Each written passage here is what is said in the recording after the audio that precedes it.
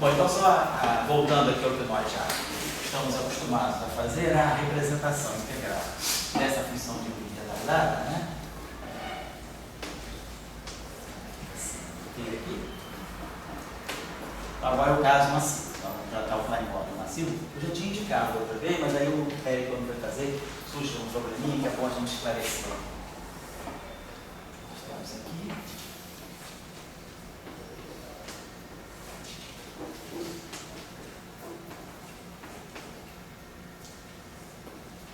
Você estava obtendo zero, era isso? Você estava obtendo zero, né? Não é uma coisa muito subjetiva.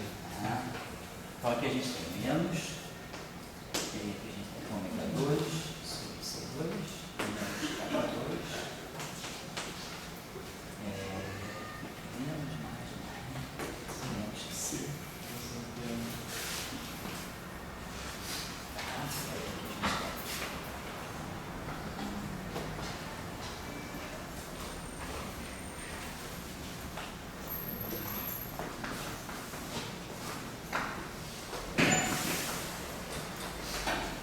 Vamos isso, que nós tínhamos, né? Lá no início, certo? Aí lembrando aqui de novo, a gente, nesse caso aqui, esse aqui é o causal que você está fazendo, ou retardado? Retardado de Klein-Bottom, tá certo? Retardado no caso. Então, nós estamos colocando aqui mais I epsilon, acrescentamos aqui. Era mais I epsilon ômega, não é isso? Acrescentamos aqui mais I epsilon ômega para poder deslocar o ponto. Então, por isso aqui, a gente vê que é menos, né? Menos sobe o polo da direita, né? Então, vamos fazer aqui. Tá? Então, o que a gente queria nesse caso aqui era subir os dois, né? Ou descer os dois, né? Aí, então, tá certo. Então, vamos lá. Então, vamos chamar o nosso polo ômega zero. Para nós vai ser o raiz quadrado de K2C2. Mais que C2.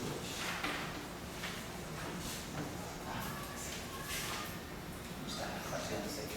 O K2 mais que C, isso aqui, né, vai se juntar com esse C2 na hora de fazer o polo. Esse carinha que vai ser irrelevante depois que eu tiver deslocado os polos. Então, eu não lembro que vocês dão uma olhadinha aí nas notas, né, mas parece que quando a gente tinha feito, a gente tem que resolver essa equação do segundo grau em ômega, né, quando o sinal é isso mesmo.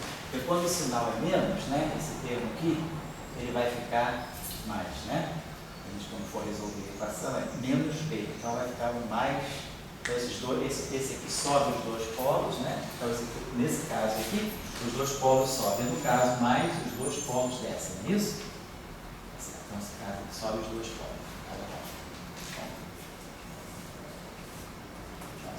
Sobe para cá. Nós temos os dois aqui em cima. E aí, de fato, quando nós temos os dois polos, essa função eu vou fechar aqui em cima. Então, é a I ômega, né? Aqui nós temos real de ômega mais I imaginário de ômega. Então, vai ficar imaginário de ômega vezes T. Então, para eu poder fechar aqui em cima, né, e garantir que isso aqui é zero, eu vou precisar, com a parte imaginária de ômega positiva, eu vou precisar que o T seja negativo. Então, nesse caso aqui, se eu colocar os dois polos para cima, o T é negativo. Então, eu vou ter perto de menos T. Então, se o T é negativo, menos D é menor que o T. Então, é melhor a gente colocar aqui o sinal mais, que aí desloca os dois para baixo. Isso aí depende da convenção. Quer dizer, se você deslocar os dois para baixo, a gente vai ganhar função avançada ou vai ganhar retardada. Então, vamos deslocar os dois. Nesse caso aqui, quando eu for resolver essa equação, eu vou produzir menos I epsilon. Então, os dois polos vão descer. Se os dois polos descem, né, ao fechar o contorno aqui, eu vou estar fazendo isso aqui. Então, eu vou estar fazendo de novo, integrando o exponencial de imaginário de ômega vezes T.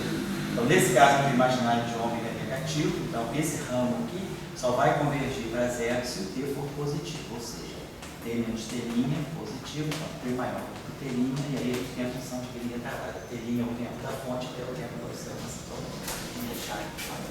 Então, isso aqui garante para nós a função de linha retardada. Tá certo. Então, não tem nenhum problema até agora, nenhum problema técnico. A única questão que tem aqui, que tem que chamar a atenção, é na hora que a gente tiver deslocado, então, eu vou ter as duas contribuições vindo, né, para cá, e para cá. Não vou me preocupar com 2π isso ou não pode ter isso, isso aí é tirar, o que é importante para nós é a forma funcional, né? O 2π isso, o sinal de mais está no sentido do trigonométrico, tudo aí a gente já sabe como acertar. O mais importante para nós é ver as duas contribuições aqui. Então, para nós a gente vai ter os dois polos são ômega menos ômega zero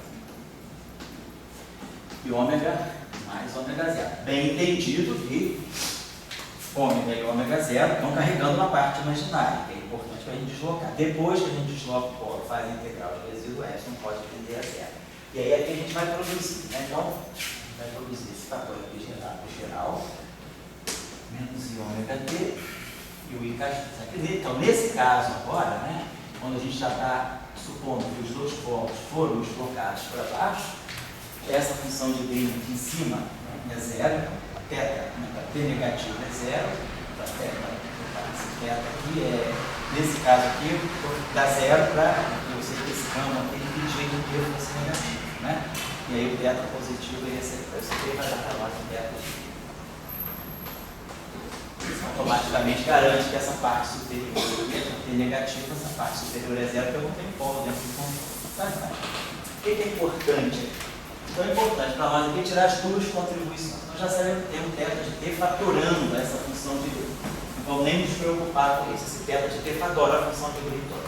O que é importante é o primeiro polo, o polo positivo, para ômega igual a ômega zero. Resíduo do polo simples, isso aqui cai fora, então dá 1 sobre 2 ômega zero. Resíduo do polo da direita, polo positivo. 2 ômega zero é a menos I ômega zero t é a de X.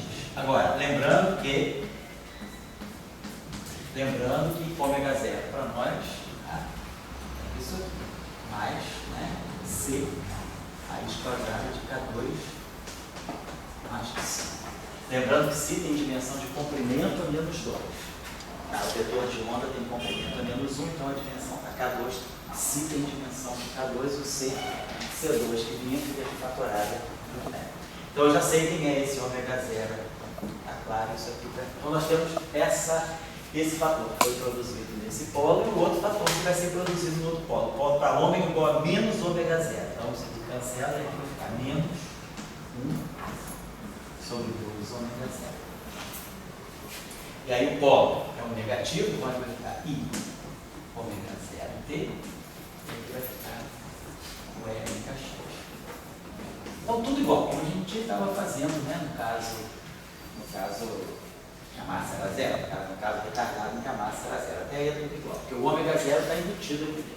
A única coisa que vai mudar um pouquinho agora é a questão do suporte do cone de luz. Vamos ver por quê. Então, tá certo. Esse cara aqui, a gente pode expressar, então tem que fazer integral em K. O problema agora é fazer, no outro caso, o ômega zero era o módulo de K, quando o Xi é zero. No caso da equação de Klein-Gordon, sem esse termo. Nós já tínhamos na aula passada interpretado, a gente sabe qual é o papel desse termo Xi. O papel desse termo Xi, ele blinda a interação, né? Que é um termo que está associado, né, ao alcance da interação. O potencial ali na forma é a menos raiz de Xi, módulo de X, né? Sobre isso, estão lembrados que a gente fez a função de Green estática. É sempre bom a gente fazer a função de Green estática para ver como é que fica o potencial estático. Depois a dependência temporal não muda o caráter da interação. Então a gente consegue a interpretação desse Xi muito facilmente se a gente olha a função de Green, desse caso aqui do Laplaciano, mais o Xi é o estático, D2 dt2 é zero, menos Laplaciano, mais Xi. E aí a gente vê a interpretação. Esse Xi tem dimensão de 1 sobre comprimento ao quadrado, então a raiz de Xi tem dimensão de 1 sobre comprimento. Isso aqui é adimensional. Então essa interação aqui, ela é significativa para distâncias de módulo de x que sejam menores ou da ordem de 1 sobre raiz de xi. Para distâncias muito maiores do que 1 sobre raiz de xi, essa exponencial cai muito rápido. Então isso aqui me dá basicamente o alcance da interação. Então nesse caso a gente tem uma interação com alcance limitado, não é uma interação de longo alcance como é o caso colombiano, seria 1 sobre x. Nesse caso eu tenho exponencial que blinda a interação, cai bem mais rápido. Então, no caso de xi igual a zero, que é o caso da interação colombiana, esse ômega é módulo de K. Então, quando eu faço a integral de K, fica fácil de fazer. Eu já sei que isso aqui é módulo de K, a gente faz as coordenadas esféricas no espaço desmomenta, integra em φ, integra em θ, e aí fica o K aqui, a gente junta e dá aqueles deltas que a gente tem. O problema agora é que esse ômega zero não é mais o K, é isso. Então, quando eu for fazer, então eu faço as integrais que são, nós já fizemos a integral em ômega, está realizada. A integral em ômega está realizada. A integral em φ, de novo, está o 2π. A integral em θ também é fácil, porque a gente tem o cosseno de θ aqui e tem o seno de θ no elemento de volume aqui. Então, dá o cosseno, seno, K simplesmente a onda plana entre zero e 1. O problema agora, para nós, o problema novo, é a integral no módulo de K, que é a complicação. Essa integral aqui, que já não é tão simples, é menos simples, né? Do que no caso colombiano. No caso colombiano, que eu digo, é o caso psi igual a zero, aqui no caso colombiano.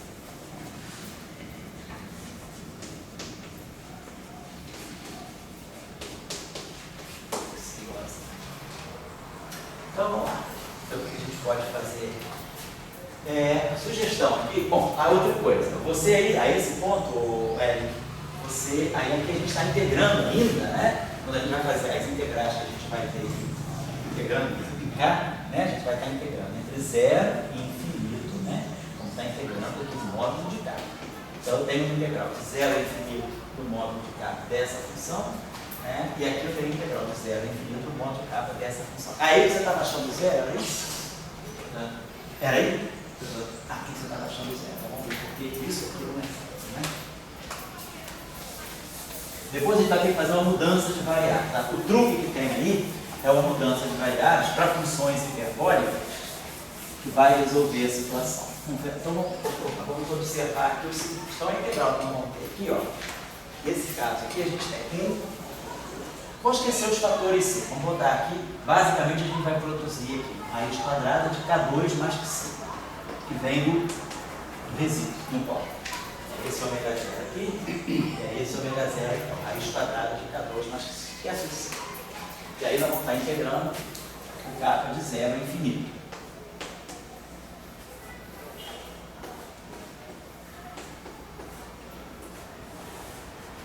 Tá certo. E aí aqui, esse carinha que nós temos aqui menos I, raiz quadrada de K2 mais que 5 vezes 3. E aí aqui nós já fizemos a integral, né? Já teremos feito a integral que aqui tem módulo de K, módulo de X, cosseno de θ. Tá? Então, dava essa integral aqui entre 0 e aqui ele já teria produzido o I, módulo de K, módulo de X e menos entre 0 e π. Então, I aqui módulo de K, módulo de X. Já também, claro, quando a gente fez a integral em θ, a gente já produziu também aqui o fator colombiano, o 1 sobre o módulo de X. E aí, quando a gente fez a integral em θ, tinha um módulo de X e integrou em θ, para poder pegar esse seno de θ aqui, ficava 1 sobre K. E outra coisa, aqui nesse caso a gente vai. Não, estou tirando. Isso aqui está fora do lugar. Esse aqui que sai da integral. Então, assim. Essa integral.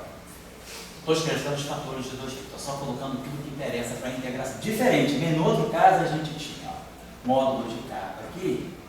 E aqui embaixo a gente também ganhava o módulo de K, que era a raiz quadrada de K2, né? E se era 0. Então, esse cara cancelava esse, a gente tinha só ondas planas, realmente. Dava direitinho, dava para a gente fechar a função delta. Dava justamente a transformada de Fourier, né, do 1, que é a função delta. Então, dava a função delta por isso. Nesse caso, esse termo aqui, é que estraga tudo, porque o elemento do volume está o K2. Quando eu pego θ, eu produzo 1 sobre K. Então, o K2 com 1 sobre K mantém esse K aqui, mas aí esse polo fica, antigamente, se eu era 0, cancelava direitinho, ficava K em 1 integrando, só no exponencial. Agora, o fato de ter essa blindagem e esse termo de não colombiano, ele está deixando esse fator aqui que complica um pouco, se a gente olhar assim, essa integral já não é tão simples quanto a outra. Mas aqui, basicamente, os fatores são esses. E depois o outro termo, que é esse aqui, vem com sinal menos, então vai ter aqui menos, a exponencial lá vai aparecer com sinal mais.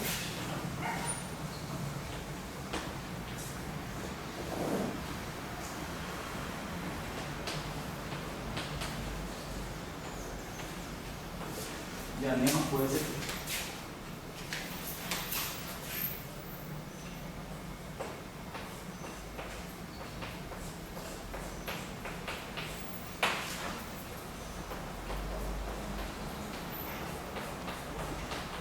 No caso de si igual a zero, a gente juntava, a gente tinha, né, a gente produzia 4 fatores de ondas planas, que a gente depois juntava as integrais, transformava em 2 dados deltas para nós, né? Lembrando também que a gente tem teta de t igual a teta de t, né, maior do que zero.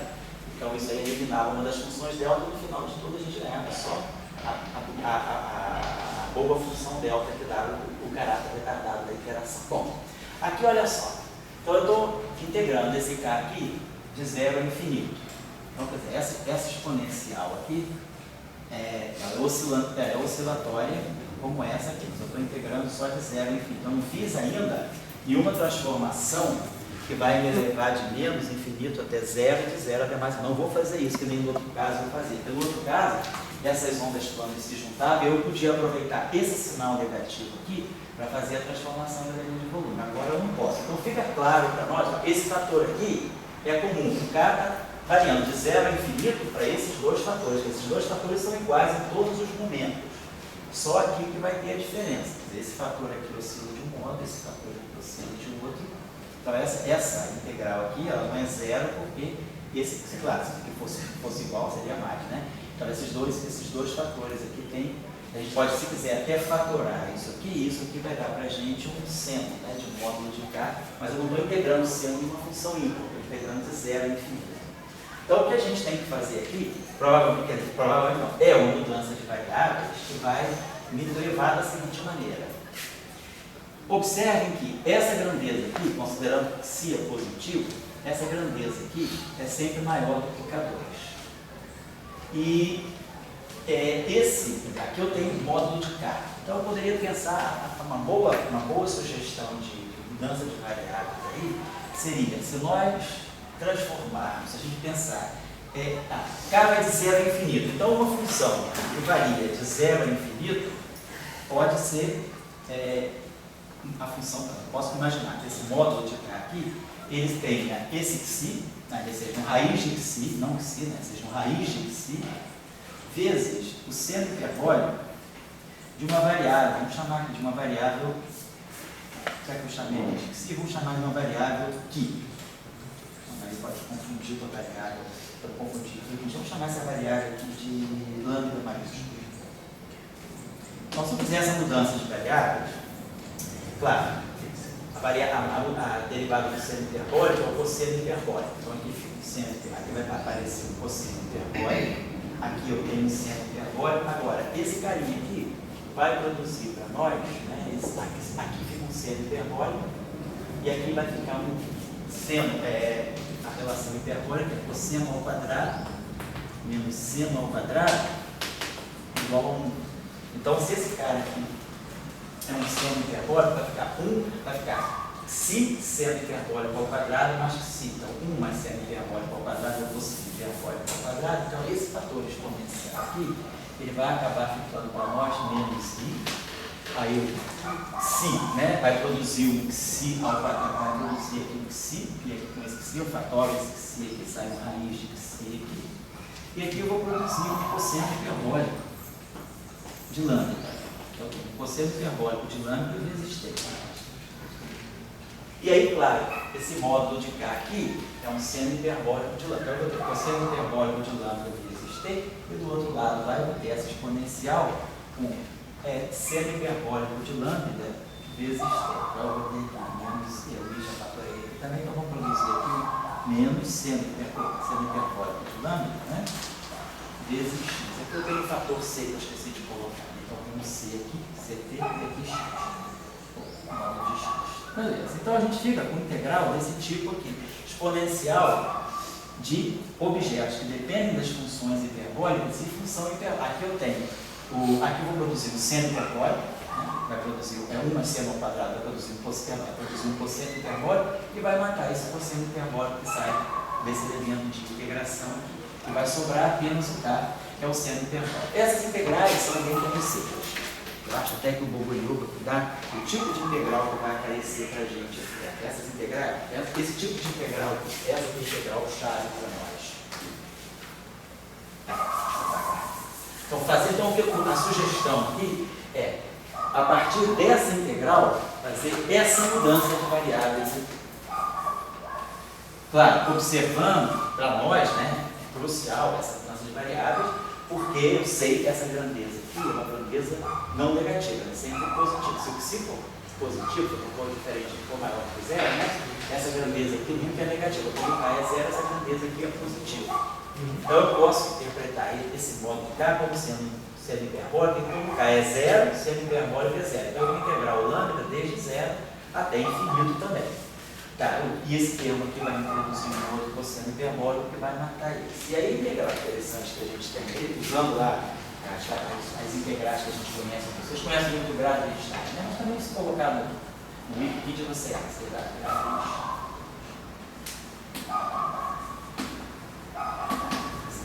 Então, no livro do Gradstein, o Gradstein,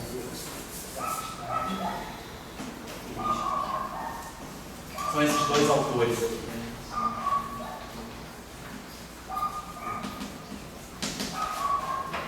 Tem todas essas representações que é integrais da função delta. Então, vamos ter essa integral que é importante para a gente. O Bogoliuba relata qual é a integral importante para nós aqui. Essa integral aqui de I sobre 2π. Nós vamos produzir uma integral que vai ser exatamente isso aqui. I sobre 2π. Integral de menos a mais infinito. Uma variável eu chamei de lambda, né? Lambda, e aí vou ter exponencial de menos raiz quadrada de si, raiz quadrada de lambda, e aí então vamos produzir um cosseno hiperbólico de lambda menos lambda zero. Uma integral desse tipo pode ser reduzida a funções diversas desse módulo ao meio do J0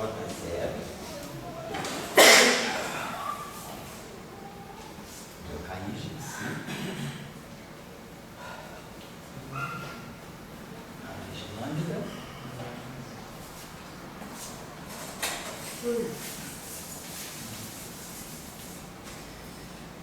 menos I sobre 2π0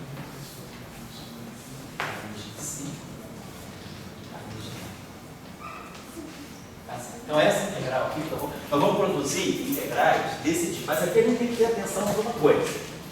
Quando eu produzir essas integrais aqui, eu tenho que o t é positivo. Então, nós sabemos que o nosso integrante, que é um t grande, é positivo. Então, nós vamos ter...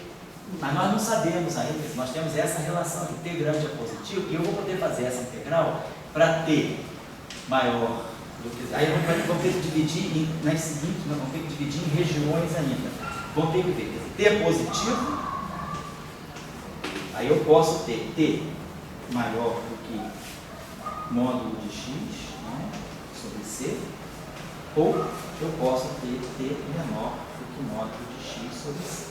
Então, quando eu fizer essas integrais aqui, quando eu fizer essa transformação de variável, eu ainda vou ter que dividir a integral em duas regiões. T é positivo, porque a função de linha é a função de linha retardada.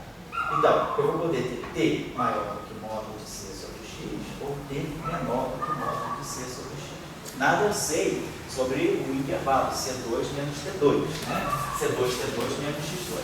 E aí, de fato, né, a resposta da gente vai ficar em função dessas duas possibilidades. Eu posso estar dentro do cone de luz, posso estar em cima do cone de luz, ou posso estar fora do cone de luz. Então, ao fazer essas integrais aí, depois de fazer essa substituição de variáveis pelas funções hiperbólicas, eu tenho que ainda dividir essa integral nessas regiões.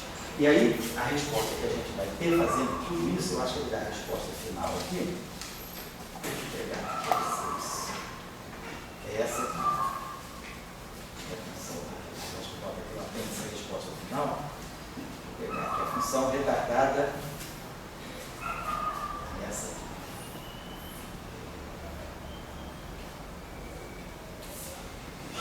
Função retardada. Então, a massa que é grande, né? Lembrando que T grande é T menos T', e X grande é X menos X'. Nós estamos fazendo isso. Então, a função de Green retardada, aquele, né, D'Alembertiano mais que si, ela fica com essa forma aqui, 1 sobre 2π. O θ, né, o θ de T, para poder indicar, né, que justamente nós estamos fazendo a função retardada, né, o T aparece aqui. E aí, o que nós ganhamos aqui, é o delta daquele lambda, nosso lambda que nós vemos aqui é menos um θ de lambda, raiz de si, que é o parâmetro, né? Parâmetro de unidade do potencial, é o parâmetro não colombiano, aqui raiz de lambda, e aqui a função inversa da espécie, raiz de si, raiz de si. Lembrando que lambda é o C2T2 menos o X2, né? Lambda para nós aqui é a raiz quadrada, né? Eu acho que é a raiz quadrada é C2T2 menos X2. Isso é o nosso lambda. Então, o nosso lambda tem a mesma dimensão que o psi, que é a dimensão de 1 sobre o comprimento ao quadrado, né? Então, esse nosso raiz de lambda aqui tem dimensão de x, e esse psi aqui tem dimensão de inverso de distância, né? Psi é 1 sobre o comprimento. As duas dimensões canceladas. Então, é isso aí. Então, a gente observa, essa função de Green retardada, ela tem uma parte em cima do cone de luz e tem uma parte só dentro do cone de luz. Esse θ aqui garante que só o lambda positivo vai contribuir. Com isso aqui, a gente vê que essa função, quer dizer, a função de Green retardada, ela vai contribuir sempre na região ou em cima do cone de luz, o suporte dela está todo no cone de luz, ou dentro do cone de luz. A gente elimina toda a parte que está fora do cone de luz, que aparece naquela integral, mas aí ao juntar os dois casos que a gente tem, né, CT maior do que X e CT menor do que X, a parte que está fora do cone de luz automaticamente cancela. A função diversa, que é aquela função diversa de segunda espécie, que na verdade são as funções menores, elas se cancelam e fica só a função diversa de primeira espécie, que é uma função diversa que tem um caráter oscilatório. Os J's, né, em caráter oscilatório. Então a função de Green retardada, ela está toda aqui, no cone de luz, né, P positivo e essa forma. Certo? Então aí o truque aí é, a esse ponto aqui, fazer essa transformação de variáveis e depois estudar os casos separados. Aí a gente tem a possibilidade de estar fora e dentro do cone de luz, mas o resultado que está fora do cone de luz, ele automaticamente se cancela nos dois termos. Aí sobra a função que já te dá a resposta correta, que é a sua parte que está dentro do cone de luz. Certo? Por quem quiser ver os detalhes disso, tem um livro aqui do Dr. Chico, tá? Eu acho que até tem mais de um exemplar dele. Se alguém precisar do exemplar que está na minha sala, de vez em quando eu consulto, eu presto para vocês, tá bom?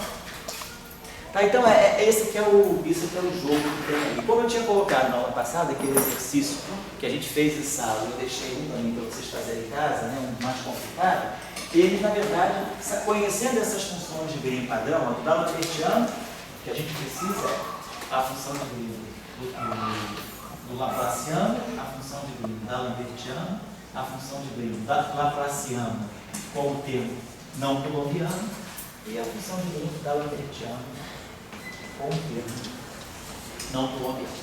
Tinha deixado para vocês, eu não sei se alguém já tentou fazer, ela que não é tão simples assim, é essa aqui, menos Laplaciano mais um psi ao quadrado.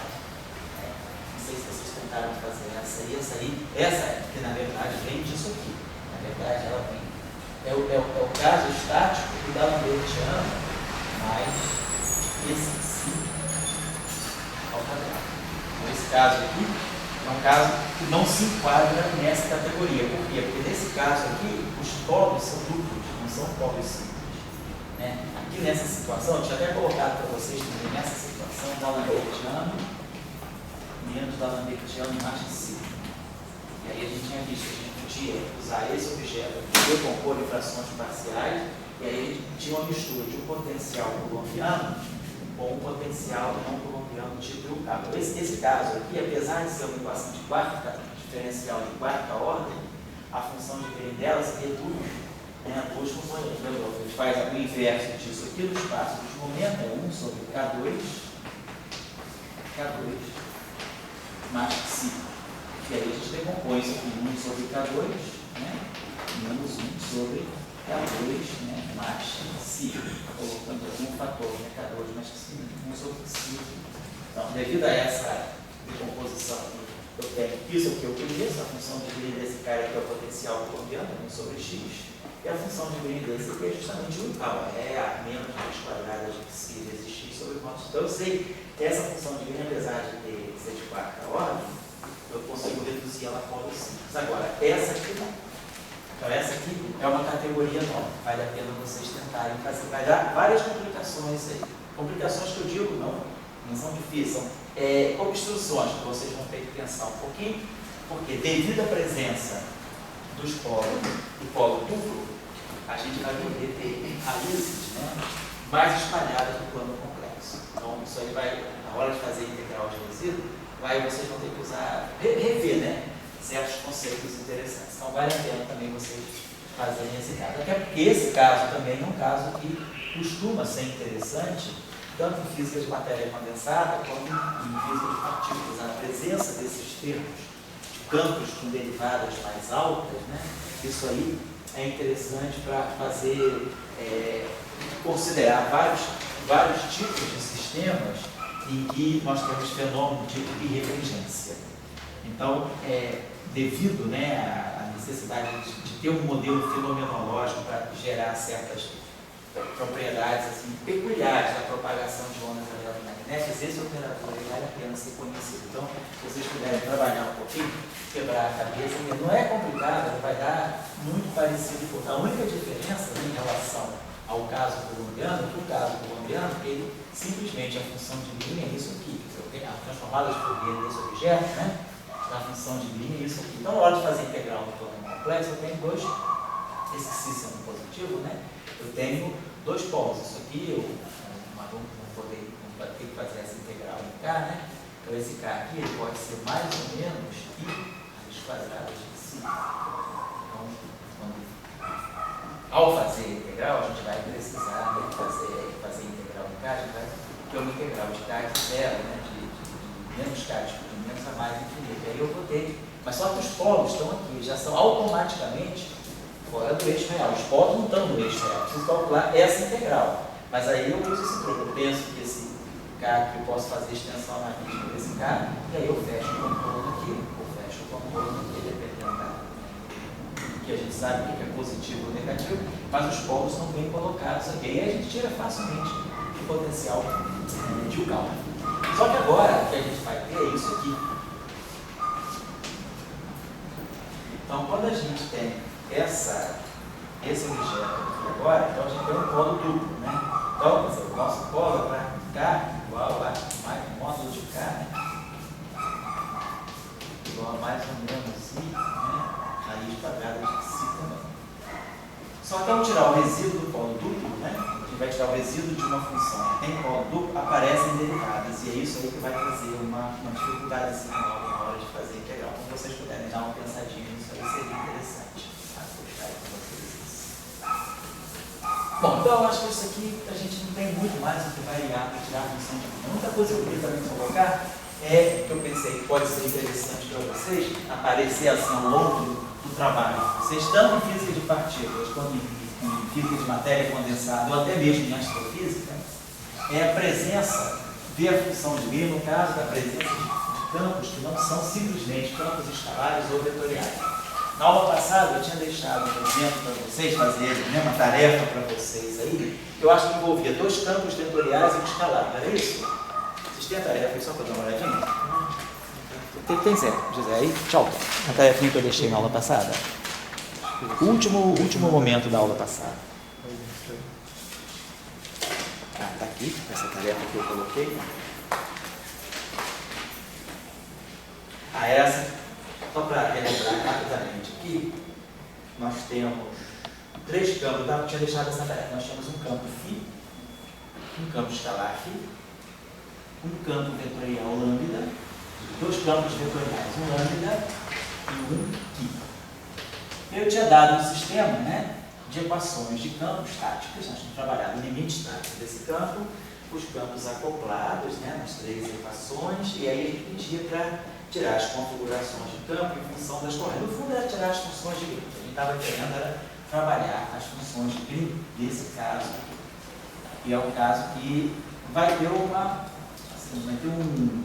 extensão algébrica na hora de fazer o problema, mas vocês vão saber manipular porque vocês já conhecem os projetores. Eu queria deixar uma situação nova. Obrigado, José. Que é não a presença de campo vetorial. Vamos pensar o seguinte: nós temos também, possivelmente, campos tensoriais. Né? Então, por exemplo, um campo tensorial, vou pegar um campo tensorial, vou pegar um tensor, né, no espaço euclidiano, um tensor TJ. Então, um tensor TJ, ele, claro, ele se transforma segundo o grid de rotações. Se eu fizer uma transformação de SO3, vamos pagar, né? Quando a gente faz uma transformação de rotação, uma transformação de SO3, né? O nosso campo vetorial, vamos dizer, tem um vetor, que eu posso chamar vetor QI. Então, a transformação SO3 desse campo vetorial aqui, né? E aqui nós temos a matriz R, né? IJ. Então, é a matriz SO3, uma matriz ortogonal, uma matriz com determinante 3x3, ortogonal com determinante 1, que faz essa rotação. A matriz aqui é aquela famosa matriz caracterizada por 3 ângulos de órbita. Se eu pegar, por exemplo, um campo espinorial, né, então, o campo espinorial, ele também sofre essa coisa, a mesma rotação no espaço, faço uma rotação, né, em certos parâmetros, né, de θ, né, dos ângulos de órbita. Se eu fizer a mesma rotação em cima de um espinor, vamos colocar aqui um campo espinorial, psi-alfa. Esse psi-alfa aqui é um campo espinorial. Deixa eu botar aqui direitinho para vocês. Transformação, deixa eu botar aqui. Então, a transformação de rotação ela acha no espaço das coordenadas desse modo. As coordenadas x' aí se transformam com essa matriz x aqui, né? O campo, então, que é o nosso campo vetorial, o nosso campo QI de x, né? Ele vai se transformar da mesma maneira. Eu vou ter aqui linha I de x', que vai ser a matriz RJ, que faz a rotação do campo, e ao mesmo tempo, né, eu vou dar as coordenadas. Aqui é x, não é x'. Então, aqui eu posso escrever isso aqui, se vocês quiserem, desse modo. Isso aqui é RJ, e aqui eu tenho R-1 atuando em x'. Precisamos separar uma matriz com vetor, né? Vetor coluna. Então, tem um x'. Então, o que é importante, mas é que a transformação é essa. Quer dizer, o campo novo no sistema, com as coordenadas novas, vai ser simplesmente uma rotação SO3 do campo antigo com as coordenadas antigas. Então, esse é o padrão da transformação. Se eu fizer a mesma coisa com um espinor, se eu tiver um campo não vetorial, mas um campo espinorial, portanto, um campo com 2 componentes complexas, né? Algo desse tipo, psi-alfa, e então, de x', então essa aqui vai ser a transformação do meu campo espinorial, o campo é um campo psi-alfa de x, então fazer a transformação. No outro sistema de referência, esse espinor também sofre a rotação, só que a rotação não é a matriz SO3, a transformação correspondente é a matriz SU2, então ela vai ter aqui um exponencial, né, de I. Aqui. Os parâmetros da rotação, matriz S.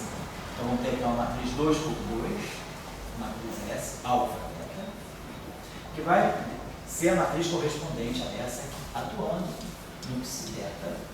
Então isso aqui é a transformação do campo espinorial. Qual a relação entre S e R? O que a gente sabe é que essa matriz S é tal que S, atuando nas matrizes de Pauli. S é menos 1, que é o S da área, que está na matriz RJ. atuando em signos. São as matrizes de Paulo. Então, essa aqui é a relação entre a transformação que faz. Quando eu faço uma rotação, sei lá, de um ângulo θ, de uma certa maneira no espaço, né, as coordenadas respondem desse modo, os vetores reagem a essa transformação e, simultaneamente, os espinores com essas transformações. Só que essas transformações aqui são ligadas às rotações. Quando eu faço uma rotação no espaço, a mesma rotação vista no espaço espinorial é uma matriz 2x2, SO2, é uma matriz SO2, não é mais uma matriz ortogonal. Primeiro, não é nem mais uma matriz 3x3, é uma matriz 2x2. Ela não é mais ortogonal, ela é unitária, mas também tem determinante 1. Então, aqui, se nós fizermos, só para a gente ter uma ideia, né? Uma transformação, por exemplo, em torno do eixo do X, então que a gente faça uma rotação no plano YZ. Se a gente fizer uma rotação no plano YZ, uma rotação em torno do eixo do X, né? Então, uma rotação de um ângulo θ em torno, no sentido trigonométrico, né? Em torno do eixo X. Então, quem vai ser a minha matriz é? Então, eu sei que minhas coordenadas vão se transformar desse modo. Eu vou fazer uma rotação em torno do eixo do X. Então, X' igual a X. Aí eu vou ter Y', vai ser cosseno do ângulo θ, Y,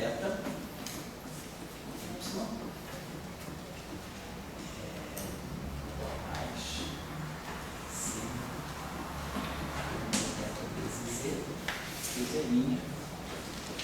vai ser menos sin θ vezes Y, vezes Z. Basicamente, a minha rotação é isso aqui. Vai ser exponencial, né, de θ vezes essa matriz que eu vou chamar a matriz que faz a rotação do plano YZ. Quem é essa matriz aqui? Essa matriz aqui para nós conhecemos. A matriz sigma YZ é menos I.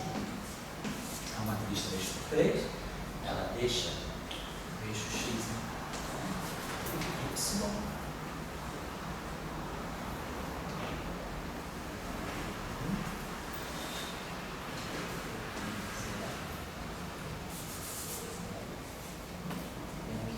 Então, se nós pegarmos essa matriz aqui, esse menos I, na verdade, esse menos I, vou colocar esse menos I aqui, e esse aqui, se a gente pegar essa matriz aqui,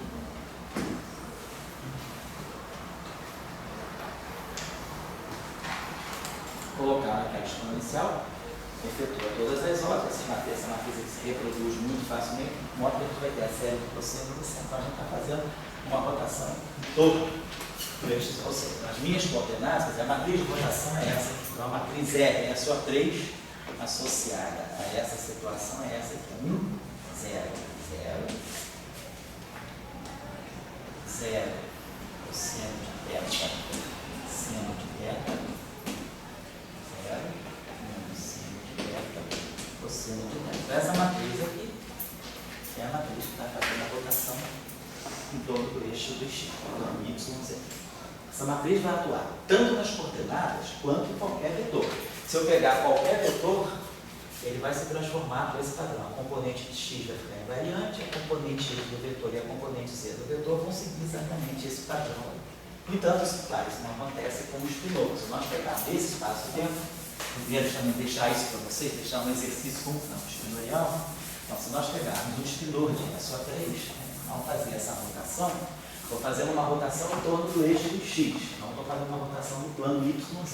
Então, o meu gerador, outra coisa, essas matrizes aqui, né, elas têm aquelas relações de comutação do SO2. Então, se nós fizermos agora, pegar um campo espinorial, que é um campo com duas componentes complexas, né, esse cara aqui depende, esse alfa vai de 1 a 2, tem um objeto com duas componentes, né, e ele é complexo.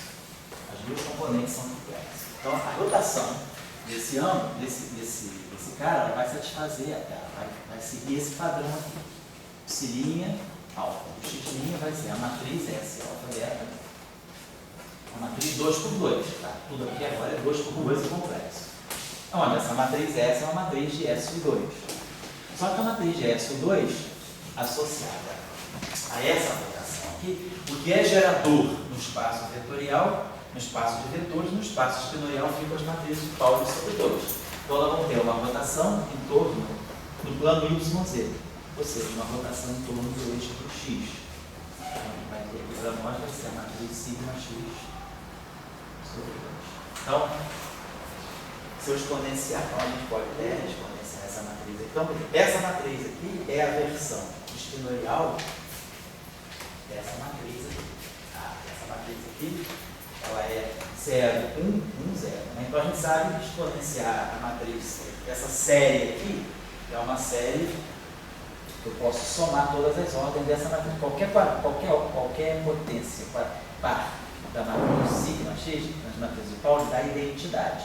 E qualquer potência ímpar reproduz a mesma matriz. Então, o primeiro termo é identidade. O segundo termo é I θ sigma X sobre 2. O terceiro termo é isso aqui, o θ sobre 2 ao quadrado e o sigma X ao quadrado que dá identidade. Essa é a série que a gente soma facilmente. Isso aqui não, cosseno de θ sobre 2 vezes a matriz identidade, 2 por 2, né? Mais I seno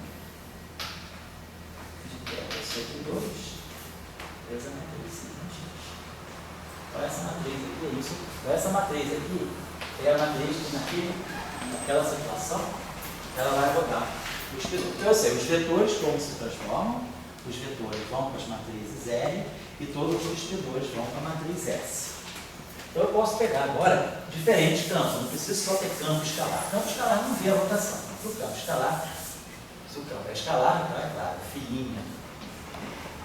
O campo rodado nas coordenadas rodadas é o campo antigo nas coordenadas agrícolas. O campo espinorial é completamente neutro do ponto de vista da rotação. O campo vetorial, então, segue esse padrão que nós estávamos colocando aqui, né? Que linha I de X', ele vai com as matrizes R, com as matrizes de S ou A3, dependendo da rotação, eu sei quem é essa matriz. Depois nós temos os campos espinoriais, que vão com as matrizes de S2, com as matrizes de Pauli. Então, aqui, você vai poder escrever isso aqui, em função das matrizes de Pauli.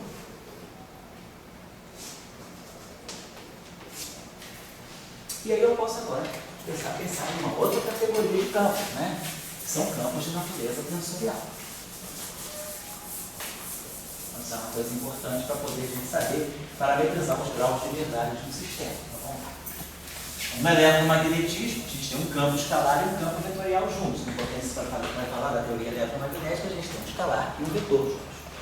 Mas nem sempre essa é a situação. Vamos pensar, por exemplo, eu poderia ter um campo que é um mixing. Eu poderia ter um campo, vou chamar de campo lambda maiúsculo, que ele pode ter um índice no espaço de coordenadas. E pode ter um índice no espaço dos espinores. Então esse é um campo que tem 6 componentes.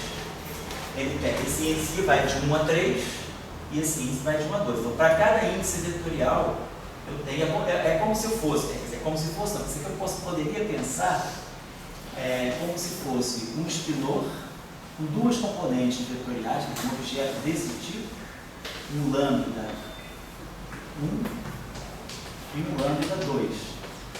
É um objeto que tem o índice 1 e o índice 2, mas para cada índice 1 eu tenho 1, 2, 3, 1, 2, 3. Esse objeto aqui é um objeto com 6 componentes. É lambda 1, 1, lambda 1, 2, lambda 2, 1, lambda 2, 2, lambda 3, 1, lambda 3, 2. Para cada índice vetorial eu tenho 2 índices espinoriais.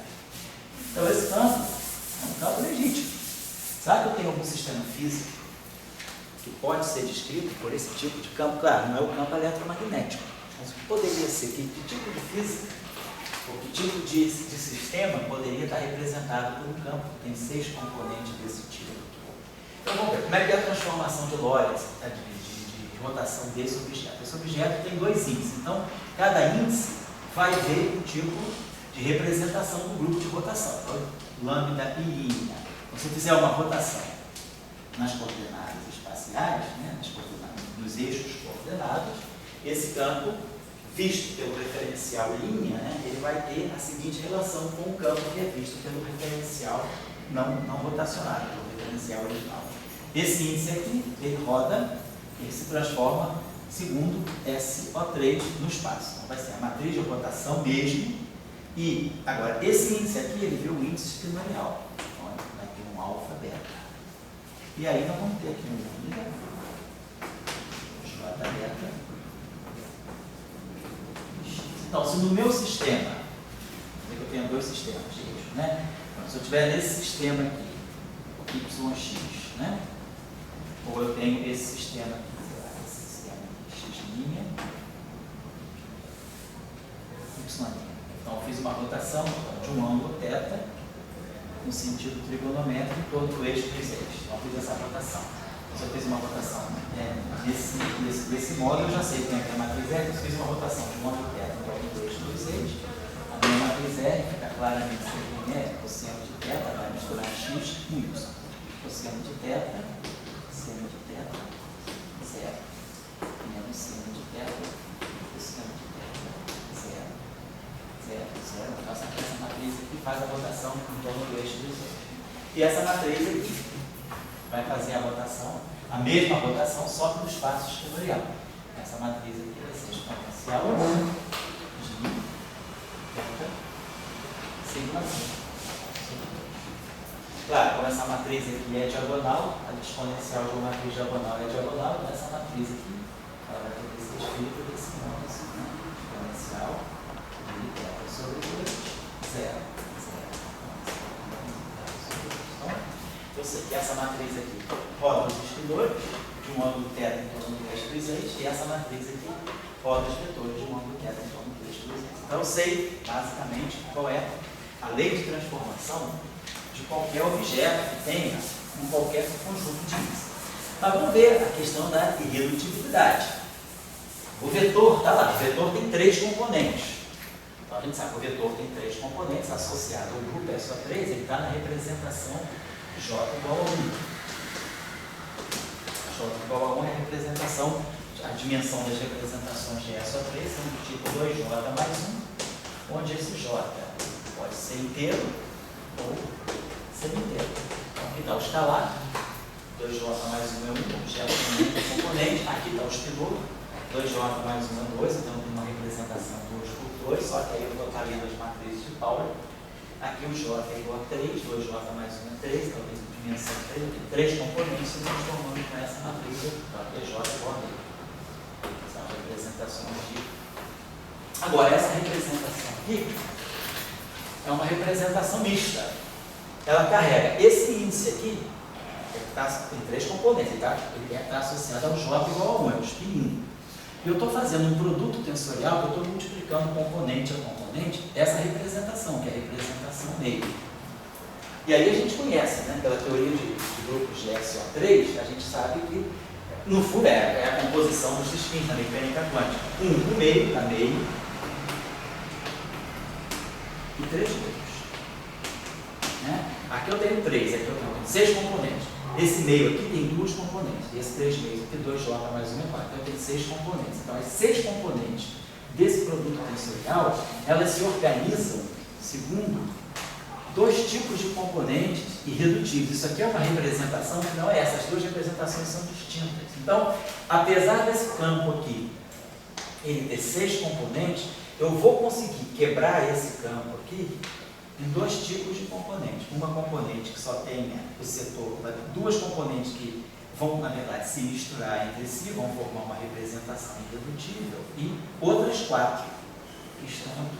Então, na verdade, eu tenho que procurar ver como eu posso quebrar, separar, né, esse campo. Do ponto de vista da física, muitas vezes, se eu quiser descrever, por exemplo, algum tipo de excitação, sei lá, matéria condensada, algum tipo de flutuação, algum tipo de excitação do meu sistema que tenha spin 3 meios, eu vou ter que necessariamente recorrer a esse campo. Mas esse campo tem spin meio também. Quando eu coloco um campo que tem um índice vetorial e um índice tensorial, eu necessariamente estou misturando 2 componentes de spin aí dentro. Porque o que me obriga a misturar? É a própria covariância de SO3. Então eu tenho que saber separar esse setor desse setor. O que eu poderia fazer para dizer que eu estou extraindo daquele campo só a componente de spin 3 vezes? Então, se você funcionar isso aqui, se nós, né, pegarmos esse campo aqui, tem dois índices, né? Se eu pegar até esse campo aqui, tem dois índices. Então, na verdade, então ele carrega, né, um spin meio, está dentro dele, e o outro spin 3 vezes. Ou só usando as representações irredutíveis de S ou 3. Estou colocando isso porque dentro do eletromagnetismo, né, a gente vai poder ver essa situação quando a gente falar de matéria carregada. O fóton vai interagir com a matéria carregada. A matéria carregada pode ter spin meio, como é o caso dos quartos, como é o caso dos leptons, mas a matéria carregada pode também ter spin 3 meios, ter spin 1. Então eu vou ter campos vetoriais, campos tensoriais, campos espinorial vetoriais. Esse campo aqui é um campo espinorial vetorial ou vetorial espinorial. Ele é mixto, ele está misturado, ele está nas duas representações. Então, eu tenho que saber separar desse campo quais são as componentes que vão estar descrevendo flutuações de spin meio e as componentes que vão estar descrevendo flutuações de spin 3. Eu tenho que saber separar essas duas componentes. Então, eu tenho que impor algum tipo de condição que me mate. Então, esse campo tem essas duas componentes, mas uma delas é certa. Então, a gente observa aqui, né, que eu tenho, se eu quiser matar, por exemplo, a componente de spin meio, imagina que eu pegue, por exemplo, né, se eu pegar aqui essas matrizes de Pauli, imagina que eu pegar as matrizes sigma e alfa beta e multiplicar pelo campo lambda i beta, o que eu estou fazendo? Vocês estão observando que essa equação aqui, ó, eu estou contraindo esse índice com esse índice. Então, eu estou somando sigma 1, lambda 1, mas aqui ao mesmo tempo eu estou deixando esse índice. Isso aqui é uma equação, isso aqui é uma matriz. Isso aqui é um vetor, né, um índice espinorial. Eu estou fazendo essa contração. Como é que eu poderia pensar nisso aqui? Vamos esquecer esses índices por enquanto. Se eu pegar, vou pegar essa contração. Se eu pegar esse objeto aqui, ó, sigma i, lambda i. O que é isso para nós? Isso aqui para nós é uma matriz, 2 por 2. Onde? Sigma x, sigma 1 vai estar multiplicando lambda 1. Então, eu vou ter lambda 1 aqui. E lambda 1. Lambda 1 vetorial. A componente vetorial, a componente 1 do campo lambda pode ser x, y ou z. Tá?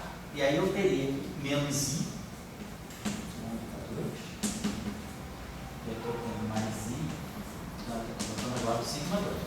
E estou somando, né, sigma 3, que é a lambda 3 aqui, e menos lambda 3 aqui. Então eu tenho essa relação. Então, no fundo eu coloquei esse vetor, né, dentro dessa matriz. Mas observe que esse vetor aqui tem índice espinorial. Então isso aqui, na verdade, eu tenho que ler desse modo. Isso aqui é lambda i. Sigma, a matriz sigma i tem índice alfa beta. Entendeu? Lambda i tem índice beta. Então eu estou fazendo essa soma de tudo aqui. Então no final de tudo, essa grandeza aqui, esse índice i desapareceu, eu perdi a referência ao índice espacial, porque eu estou saturando ele, eu estou somando sobre ele, e esses dois índices espinoriais também estão saturados, eu perdi a referência dele. Então essa expressão aqui no final de tudo é uma expressão que só tem um índice lambda, é como se fosse, sei lá, um psi maiúsculo, alfa. Então eu vou ter esse objeto todo aqui no final do dia, ele é um objeto com duas componentes, né? Ele é, vou botar aqui, é lambda 1, sigma 1, então, alfa beta, lambda 1, mais sigma 2, alfa beta, lambda 2, alfa beta, e mais sigma 3, alfa beta, lambda 3. Então essa expressão não depende, ela depende simultaneamente de lambda 1, lambda 2, lambda 3. Ela não tem um índice líquido sobrando, um índice livre. Então essa expressão perdeu o caráter vetorial. Eu somei sobre os três índices, eu transformei isso aqui. Então, do ponto de vista da rotação, isso aqui funciona como um escalar, os três índices estão somados. E me sobra um índice espinorial só. Então essa equação aqui, ela tem um caráter espinorial. Então se eu disser que esse tensor, esse objeto, lambda e alfa, ele satisfaz a essa condição, ele tem as componentes dele, ele tem 6 componentes, né? Lambda 1, lambda 2, lambda 2, 1, lambda 2, lambda 3, 1, lambda 3, tem 6 componentes, mas essas 6 componentes, elas se fecham nessa relação. Essa relação é uma relação que tem um caráter espinorial. O que eu estou matando daqui? Eu estou dizendo, na verdade, que isso aqui, que tem um caráter espinorial no final de tudo, é zero. Então, eu estou matando a componente, estou extraindo desse campo a componente de spin dentro das matrizes de Pauli. Se eu aplicar as matrizes de Pauli nesse campo, elas, como se projetassem desse campo, só o setor dele de spin meio. Eu estou dizendo que isso aqui é zero. Então, dessa forma, eu consigo saber, reduzir, né? Eu sei o que está na representação meio e o que está na representação 3 meios. Então, eu sei que esse objeto que está aqui é todo esse campo menos aquele vínculo. Aquele vínculo está me dizendo que isso aqui é zero, está me matando esse setor. Então, nós precisamos, às vezes, saber extrair de um campo as componentes que vão descrever aquilo que nós queremos. Se eu precisar descrever um objeto de spin 3 meios, eu não tenho como abrir mão do objeto de spin meio em princípio. O campo tensorial que tem spin 3 meios, ele necessariamente vai ter também spin meio. Então, tem que saber matar a componente de spin meio dele sem perder a componente de spin 3 meios. Então, por exemplo, essa seria uma condição, seria a condição que eu deveria impor a esse campo para matar essa componente dele. Deixa eu apagar isso aqui, só um minutinho. Professor, Pode falar? esse objeto, no final das contas, ele só tinha um índice espinorial. Mas esse composto aí, né? Isso. Por que o senhor usa as matrizes de Pauli e não outra matriz qualquer com 2 índices espinoriais? Porque qualquer matriz no espaço, qualquer matriz 2×2 complexa pode ser escrita como uma combinação da identidade da matriz ou uma base dentro do setor, porque a rotação do espaço espinorial é uma rotação S2. E as 3 matrizes independentes de S2 são justamente as matrizes de Pauli. Então, se eu usasse qualquer outra matriz, eu posso expressar essa matriz como uma combinação linear das matrizes de Pauli. Qualquer matriz da álgebra de S2 é uma combinação linear das matrizes de Pauli. Por isso. Na representação. Oi? Na representação bidimensional. Bidimensional, representação meio. J igual a meio, da álgebra de S2, exatamente. Tá? Zé, Pois não. essa condição aí seria como uma fixação de Rayleigh? Seria uma coisa mais objetiva. Mas é uma condição, seria varia o papel de uma condição de Rayleigh. Se fosse, no caso, seria, como nós colocamos, divergência de A igual a zero e A zero igual a zero, o que nós fizemos? Nós fixamos 2 condições para matar as componentes da radiação. Vamos pegar o exemplo que o Yuri está colocando. Quando nós estudamos o campo eletromagnético, nós tínhamos o potencial associado, né, ao setor elétrico, o potencial vetor magnético. O fóton livre, né, a gente viu pelas equações de Maxwell, no vácuo, e usando as transformações de Rayleigh, nós podemos fixar o chamado gauge de radiação, φ igual a zero, divergência de A igual a zero. Então, ao descrever a radiação eletromagnética, nós precisamos usar uma componente mais 3. A gente tem 4 componentes. Mas a gente precisa descrever essa radiação que é transversa com apenas 2 graus de liberdade. Tudo se passa no plano.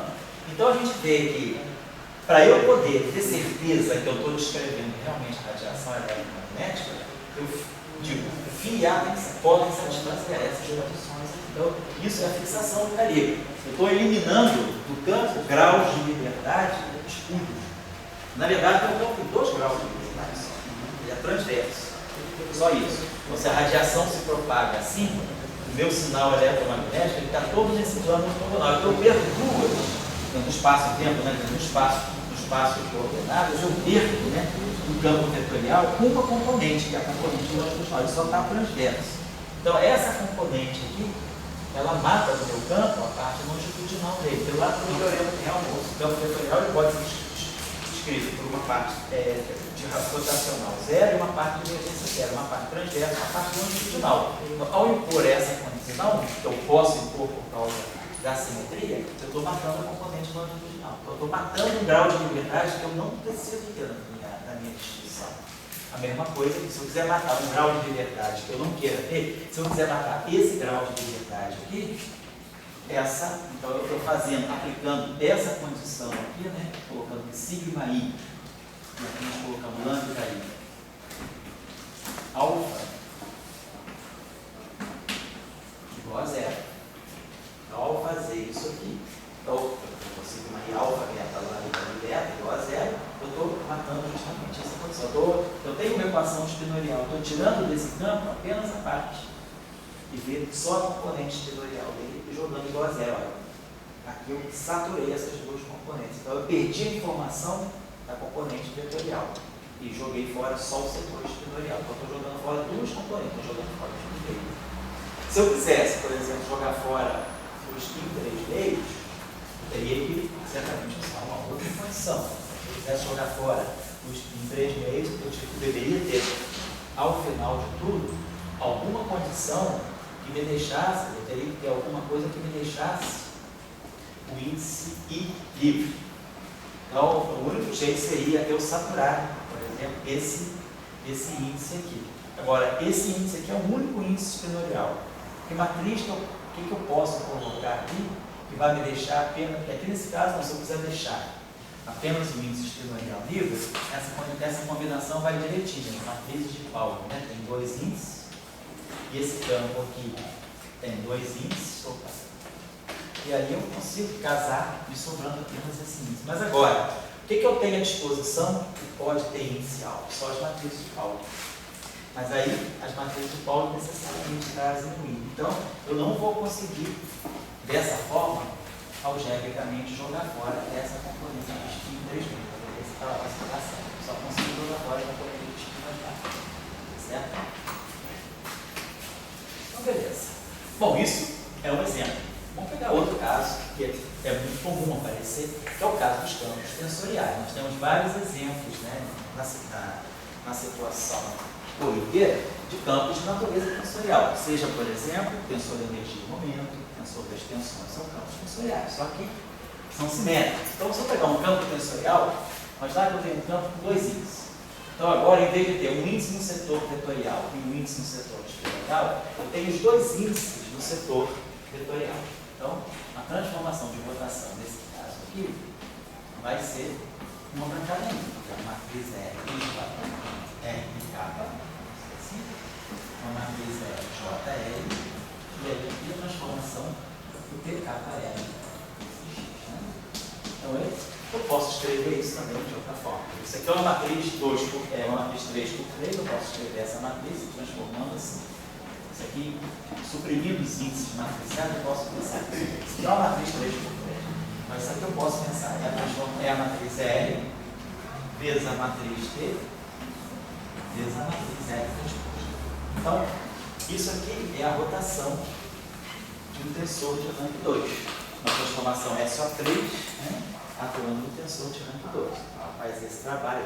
Eu sei como é que as componentes se transformam segundo uma rotação. Por exemplo, se eu supuser que eu estou num sistema de referência, que eu tenho um campo tensorial, TI, e tem apenas algumas componentes, você tem essa componente T1, T12 seja 0, T3 seja 0. Aí você tem uma componente T21, que eu vou chamar de beta, aqui eu vou chamar de gama, aqui eu vou chamar de delta,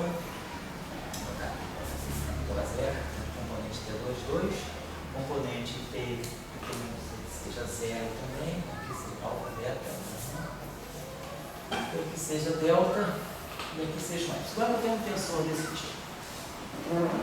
Agora eu vou botar um mais simples aí.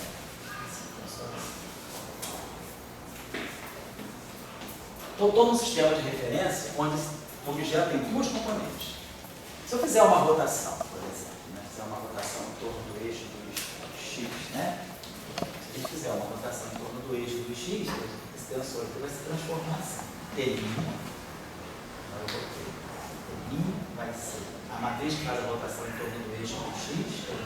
plugin Z. Então é 1, 0, 0, 0, cosseno de θ, seno de θ, 0, menos seno de θ, cosseno de θ. Coloca aqui a matriz alfa, 0, 0, 0, 0, 0, 0, 0.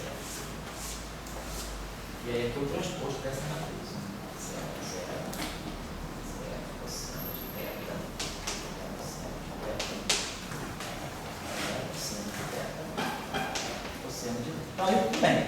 Eu vou agora saber todas as componentes que eu vou ver no novo sistema de referência. Fazendo essa, se eu estou num sistema de referência onde eu só veja, só tenha duas componentes não nulas desse tensor, essa transformação agora aqui vai me mostrar, por exemplo, que eu vou ter novas componentes. Eu vou poder gerar componentes que aqui eram zero, mas que aqui não serão zero. Basta fazer esse produto matricial aqui. Ao fazer esse produto matricial, para esse observador aqui, nesse sistema de referência, vão aparecer componentes que não eram, que eram antes eram zero, mas que agora não são zero. E essas componentes aqui também não vão ser iguais, vão se transformar. Então, isso é o sentido aí, né, do nosso tensor. Então, a gente vai, de acordo com o sistema de referência, a gente vai gerando mais e mais componentes. Porém, a mesma coisa vai acontecer aqui. O que eu estou fazendo aqui? Eu estou fazendo um produto tensorial de duas representações. Eu tenho um triplete, 2J mais 1 aqui, e uma outra representação, um J igual a 1. O que eu estou compondo, na verdade? Spin 1 com spin 1. Então, quando eu componho spin 1 com spin 1, eu produzo spin 0, spin 1 e spin 2. Então, aqui eu tenho 3 vezes 3, 9. Aqui eu tenho 1 e 3, 4. 4 e 5, 9. Então, as 9 componentes estão todas aqui. T1, T1, 2, T1, 3. T2, 1, T2, 2, T2, 3. T3, 1, T3, T3, 2, T3, 3. Essas 9 componentes, elas, na verdade, elas vão ter que estar agrupadas em uma componente que é escalar, uma componente vetorial, 3 componentes têm que estar relacionadas entre si e outras 5. Então, na verdade, esse tensor, ele é um tensor que tem 9 componentes, mas essas 9 componentes, elas, na verdade, não estão todas ligadas por uma transformação de rotação. Eu vou conseguir separar essas 9 componentes em 3 categorias. Uma categoria que é um escalar, uma categoria, um grupo de componentes que vão formar um triplete, é um vetor. Então, aqui dentro desse tensor de rango 2, eu tenho um escalar, tenho um vetor, e tenho genuinamente um tensor, um objeto que tem spin 2. Então eu tenho 3 tipos de componentes aqui dentro. Ou seja, eu tenho que saber extrair desse campo as suas componentes de diferentes spins. É isso que eu estou querendo colocar para vocês.